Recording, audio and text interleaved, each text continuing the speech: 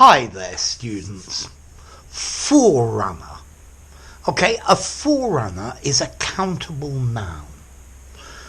We use it in two different ways, but they're pretty similar.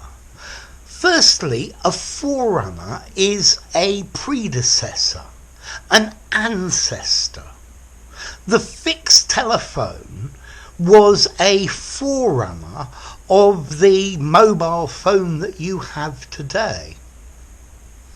The other meaning is something that happens before something else and is a warning, an indicator, or a symptom that something will happen, that something's going to happen.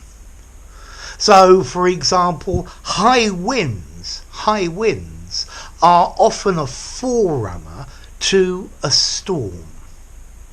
So, either an ancestor or a warning. Modern penicillin is a forerunner of many of the antibiotics that we have today. It's an ancestor, it came before. The common market was the forerunner of the European Union. The steam engine was the forerunner of the car that you drive today. Okay, so ancestor. And then as we use forerunner as a warning, a harbinger, an omen, a portent. So green shoots on the trees are a forerunner to spring. A rise in atmospheric CO2 levels is a forerunner to severe global warming. Thunder is a forerunner to rain, perhaps. So something that tells you that something else is going to happen, an indicator. Let's see, a forerunner is literally somebody who runs before, runs in front, probably to announce that someone else is coming.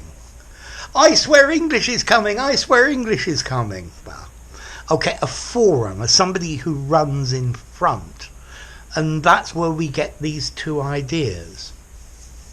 Let's see, I would say this word, a forerunner, is neutral formality. I'd give it a 5. I think it's flexible. You could use it informally and you can use it very formally. So it's a nice, useful word then. There. So a forerunner, an ancestor, and a forerunner, an indicator that something else is going to happen, a warning. So there you go. If you enjoyed the video, give it a rating. This is my forerunner to you clicking that button. Subscribe to my channel and I'll see you soon. Bye for now. Forerunner.